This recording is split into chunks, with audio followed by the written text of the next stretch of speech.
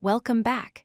Today we are diving into a classic graph problem often called friend circles or finding the number of provinces. This is a fantastic problem to understand how we can group connected items together using transitive relationships. Let's define the problem clearly. We have a group of N students. Some of them are friends. The key rule here is that friendship is transitive. This means if person A is friends with person B and person B is friends with person C, then O is indirectly friends with C. Our goal is to count how many distinct friend circles, or connected groups, exist in the entire class. Here is a visual representation. In the first example, student 0 and 1 are connected, forming one circle. Student 2 is alone, forming a second circle. So the result is 2. In the second example, everyone is connected either directly or indirectly, merging them all into a single friend circle.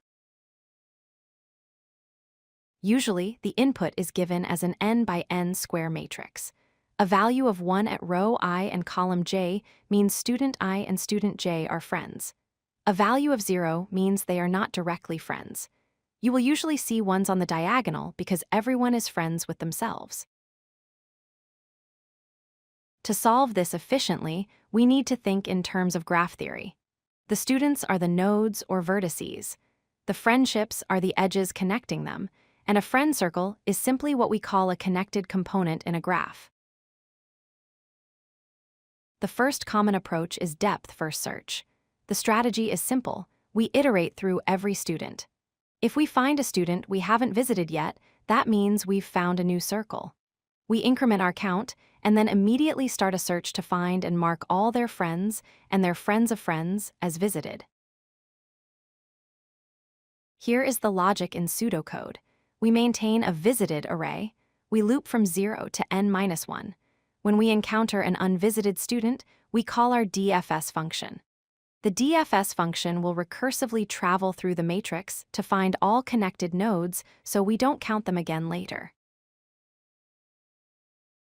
A more advanced but very elegant approach is using the union-find data structure, also known as Disjoint Set Union.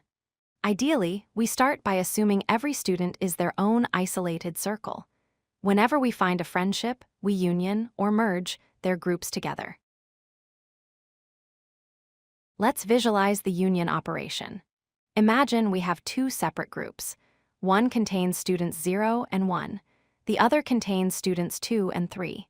If we discover a friendship between student 1 and student 2, the union operation merges these two separate sets into one large set.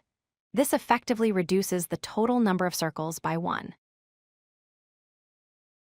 Regarding performance, the time complexity is big O of n squared. This is because we have to read the entire n by n input matrix to even know where the friendships are.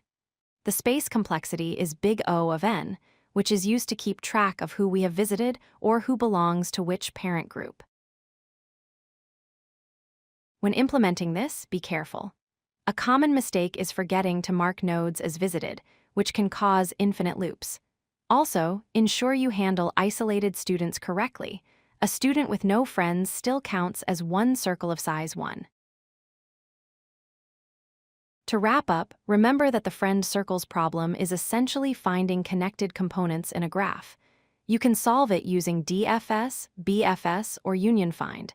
Since the input is a matrix, expect an n-squared time complexity. Thanks for watching.